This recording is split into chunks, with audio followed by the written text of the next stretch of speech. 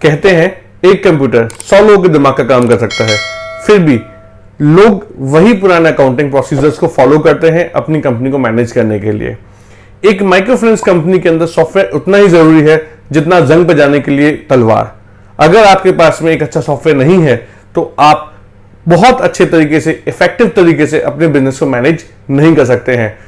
मैं मोहित सिंह वकीलगिरी के YouTube channel पे आप सभी लोगों का स्वागत करता हूं और आज का मेरा टॉपिक है software need in microfinance company. क्या सॉफ्टवेयर की जरूरत है और उसके बेनिफिट्स क्या है, इस बारे में इस वीडियो के अंदर मैं पूरी तरह से डिस्कशन करने वाला हूं। तो आइए इस वीडियो को अंत तक देखें और समझें क्या बेनिफिट्स एक सॉफ्टवेयर का इसके अंदर होने वाला है। Point number 1, help in verification. कोई भी सॉफ्टवेयर के अंदर हम डेटा कभी भी डालते हैं, उस डेटा को हम वेरीफाई कर सकते हैं। कैसे? हम जब क्लाइंट का आधार कार्ड और पैन कार्ड लेते हैं तो बाय टेक्नोलॉजी उसको ऑटोमेटिक तरीके से हम वेरीफाई कर सकते हैं कि ये जेन्युइन है या नहीं। क्या पता आपको मिले हुए डॉक्यूमेंट्स जेन्युइन ना हो, वो आधार कार्ड टेम्पर्ड हो या वो पैन कार्ड जेन्युइन ना हो और आपको गलत डॉक्यूमेंट, फॉल्स डॉक्यूमेंट के थ्रू कोई इंसान लोन लेने की कोशिश कर रहा हो, तो लोन को देने से पहले उसके फोन नंबर को ओटीपी से वेरीफाई करना, उसकी ईमेल्स को ओटीपी से वेरीफाई करना, उसके पैन नंबर को वेरीफाई करना, उसके आधार कार्ड को वेरीफाई करना, ये सभी काम एक अच्छा सॉफ्टवेयर करके देता है। Data management. डेटा मैनेजमेंट किसी भी कंपनी के लिए एक बहुत ही इंपॉर्टेंट काम होता है।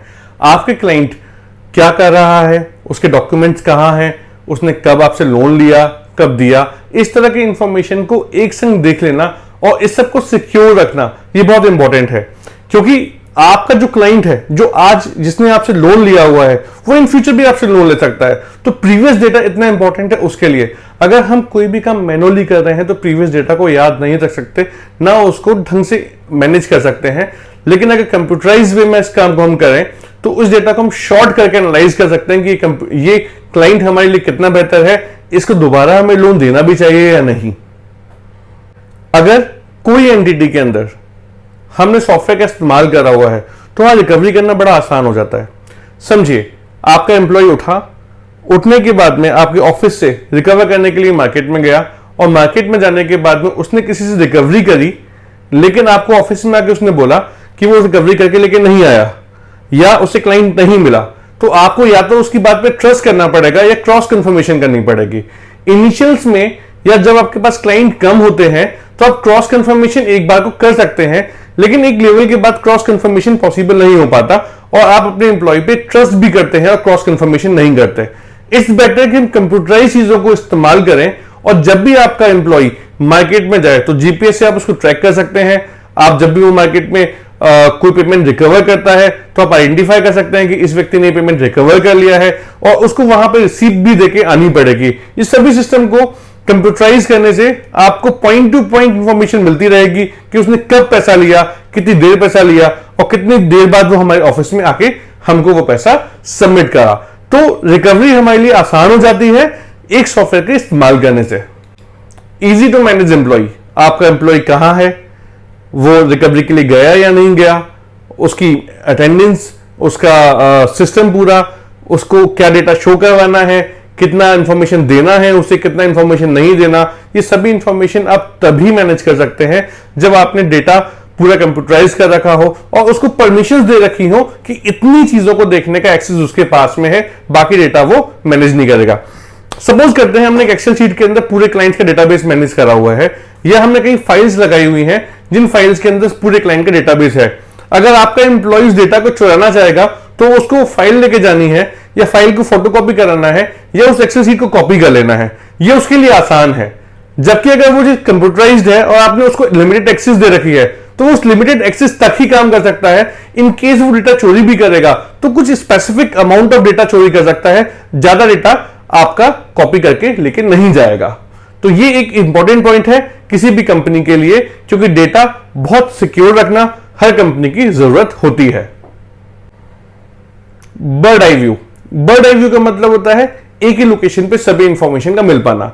अगर आपको एक जगह, एक प्लेटफॉर्म के अंदर ये पता चल पाए कि आपने कितना पैसा लिया है, कितना दिया है, कितने इंप्लॉय हैं, कितने लोग डेट कर गए हैं, कितना सेटलमेंट हो चुका है, क्या इंटरेस्ट रेट है, कैसे काम कर रहे हैं, ये सभी इंफॉर्मेशन अगर आपको एक पैनल के अंदर मिल जाए तो आप डेली बेसिस पे अपने बिजनेस को कंपेयर कर सकते हैं और ग्रोथ की तरफ जा सकते हैं। समझिए मेरी बात को, अगर आपको अपनी बिजनेस की इंफॉर्मेशन ही नहीं पता कि आप कैसा परफॉर्म कर रहे हैं, तो आप कभी भी आइडेंटिफाई नहीं कर पाएंगे कि आप बेहतर कर रहे हैं या खराब कर रहे हैं, और आप कभी बिजनेस ग्रो नहीं करेंगे। एक बिजनेस को ग्रो करने के लिए उसकी सही इंफॉर्मेशन आपके पास में होना बहुत जरूरी है, इसलिए सॉफ्टवेयर आपके लिए एक रिक्वायरमेंट की चीज बन जाती है। जब भी आपको क्रेडिट स्कोर अपडेट करना होगा तो क्रेडिट स्कोर अपडेट करने के लिए जो डेटा आपको डिपार्टमेंट को देना है वो एक एक्सेल शीट में अपलोड करना पड़ता है।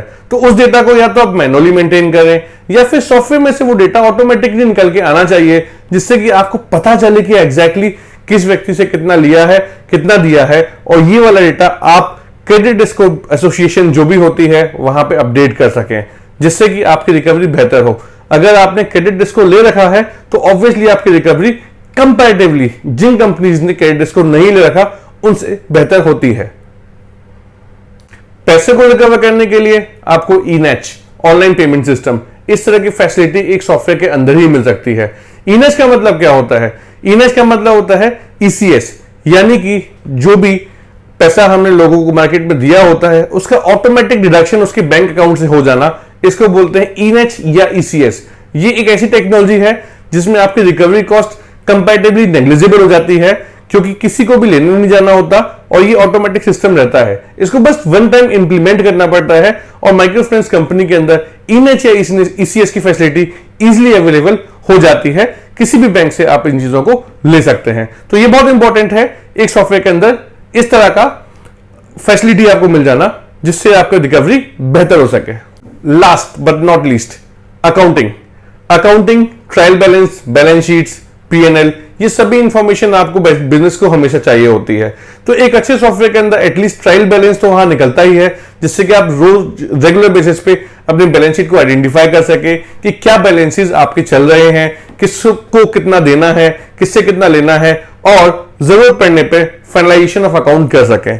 ऐसा करने के लिए आपको बेहतर सॉफ्टवेयर आपके पास में होना कंपलसरी है। बट याद रखें, एक सॉफ्टवेयर को चलाने के लिए एक स्पेसिफिक ट्रेनिंग की जरूरत होती है। आप जहां से भी सॉफ्टवेयर लें उसको खुद को पहले ट्रेंड करें, ट्रेंड करने के बाद में सॉफ्टवेयर का यूटिलाइजेशन करें, क्योंकि अगर आपने उसके अंदर गलत इंफॉर्मेशन दी है तो वो रिजल्ट भी आपको गलत ही देने वाला है, और गलत रिजल्ट के संग में अच्छी बैलेंस शीट्स नहीं बनती हैं। तो ये था हमारा पूरा टॉपिक, जिसके अंदर मैंने बताना चाहा कि एक सॉफ्टवेयर माइक्रोफाइनेंस कंपनी के अंदर कितना इंपॉर्टेंट होता है। और सच यही है कि बिना सॉफ्टवेयर के अगर आप काम करते हैं तो आप कहीं ना कहीं और कंपनी से कंपैरिजन में पीछे जा रहे हैं। दूसरी बात, मैं इस बात को यहां पे कंप्लीट करते हुए आपको बताना चाहूंगा कि किसी भी माइक्रोफाइनेंस के अंदर जब भी बनती है तो क्लाइंट्स कई बार हमसे कहते हैं इस बात को कि अभी तो कंपनी बनी है, हम थोड़ा कॉस्ट कटिंग करते हैं और सॉफ्टवेयर को बाद में कभी लेंगे। आप जितना भी सॉफ्टवेयर को बाद में लेंगे, लेकिन जो पुराना डेटा होगा वो सॉफ्टवेयर के अंदर अपडेट होने में दिक्कत देगा हमेशा। इसलिए अगर आपको सॉफ्टवेयर यूज करना है तो बेटर टू गो कि आप शुरुआत में ही उसको इंप्लीमेंट करें, अदरवाइज वो लॉन्ग रन में आपको डेटा को इंपोर्ट कराने में दिक्कत देगा। तो ये था मेरा पूरा टॉपिक सॉफ्टवेयर से रिलेटेड, माइक्रोफाइनेंस सॉफ्टवेयर से रिलेटेड। माइक्रोफाइनेंस कंपनी के रजिस्ट्रेशन या किसी भी तरह की इंफॉर्मेशन के लिए या सॉफ्टवेयर के लिए भी आप नीचे दिए हुए लिंक या फोन नंबर पर कॉन्टैक्ट कर सकते हैं। सभी चीजों की मदद आपको एक ही जगह मिल सकती है। Thank you.